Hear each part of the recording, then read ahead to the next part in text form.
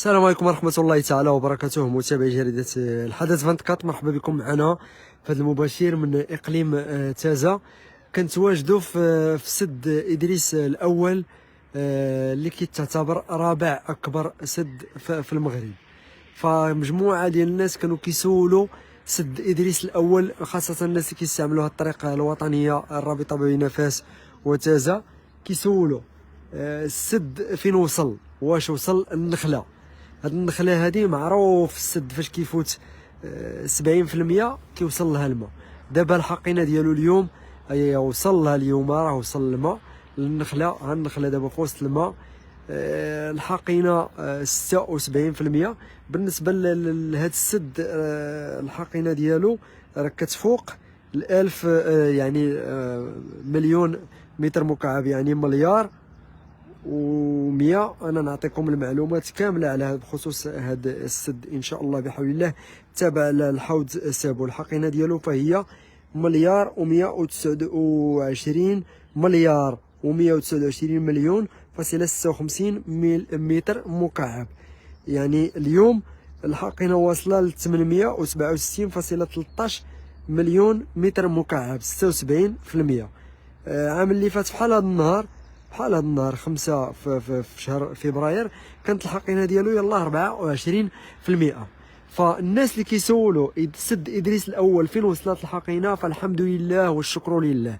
الحمد لله والشكر لله. السد ها فين وصل. النخله هذه هي داك البير اللي كان كيبان يلاه طريف منه، كيكون كيبان ها هو راه في الجنب ديال النخله. والماء باش يعرفوا حتى الناس، الماء كيوصل لهاد البلاصه هادي فاش غيفوت 80% ان شاء الله بحول الله غيوصل الماء لهاد البلاصه، ومازال ان شاء الله. اما فيما يخص الحاجز، فالحاجز كيبقى مازال بعيد علينا من هنا. كاين الحاجز في اقليم تاونات، يعني داك الحاجز ديال السد. وغادي نوليو نمشيو لجانب اخر وغنصوروا السد كيفاش داير. ولكن كون مشينا صورنا من الجهه اللي مليه، الناس ما غيعرفوش واش وصل لهاد البلاصه ولا لا. غالبيه الناس كنشوفهم في مختلف مواقع التواصل الاجتماعي كيسولوا وفين وصل هاد السد، واش وصل للنخله. معروف فاش كيكون الخير وكيكون السد عامر ولله الحمد كيوصل لهذا المكان هذا. فبالنسبه للحقينه ديال السدود ديال مختلف السدود في المملكه المغربيه ولله الحمد، فهاد الامطار اللي طاحت واللي خلفات كوارث طبيعيه، يعني كوارث طبيعيه راه ما كاينش اللي لا راد لقوه الله سبحانه وتعالى. هي ما تبغي تهضر. وكاين اللي الناس كينتقدوا في بزاف د الحاجات، ولكن الكوارث الطبيعيه ما عندهاش شي حاجه اللي يقدر يوقفها من غير الله سبحانه وتعالى. بالنسبه لاكبر سد في المغرب اللي هو سد الوحده.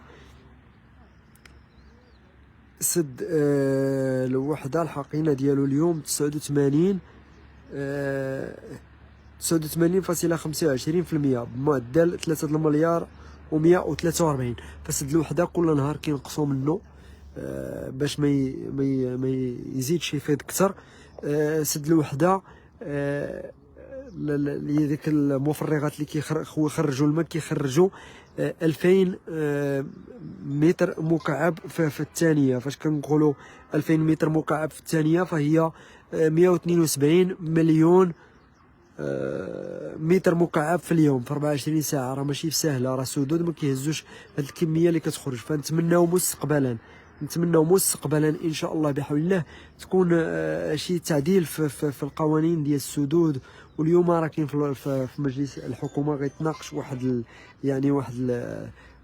مشروع قانون اللي كيهم السدود. نتمناو ان شاء الله بحول الله مستقبلا انهم يديروا شي طريق سيار ايضا اللي يربط ما بين المناطق اللي السدود ديالها صغارين واللي ما كتهش بزاف في الحقينه ديالها، وينقلوا الماء من الاحواض الاخرى وخاصه حوض سابو، لان حوض سابو هو اكبر الاحواض على المستوى الوطني اللي ويديو لمناطق اخرى ان شاء الله بحول الله. فهذا هو سد ادريس الاول، رابع اكبر سد في المستوى الوطني بعد سد الوحده، وكيجي موراه سد المسيره ب 2900. نعطيكم كل سد وشحال الحقينه ديالو. سد المسيره الحقينه ديالو هي جوج المليار و656 مليون متر مكعب. اليوم واصل الحقينه ديالو ل 434 مليون بمعدل 16 434.90 بمعدل 16.37%. اما سد بين الودان فهو ثالث اكبر سد. الحقينه ديالو هي مليار و215.50 والحقينه ديالو اليوم هي 586.27 مليون متر مكعب يعني بمعدل بنسبه 48.23%.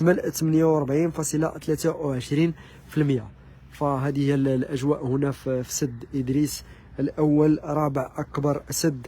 انتم كتشوفوا النخله ها هي في وسط الماء، واحد الجزيره ها هي في وسط الماء حتى هي، ومازال جزيرات اخرين، واحد الجزيره واحده اخرى كتبقى هنا حتى هي كي الا حصل فيها شي حيوان.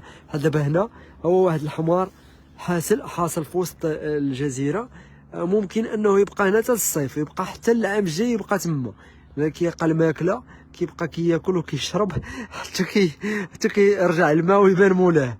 فنتمنوا من الله سبحانه وتعالى خير، والله يرزقنا خير ان شاء الله بحول الله.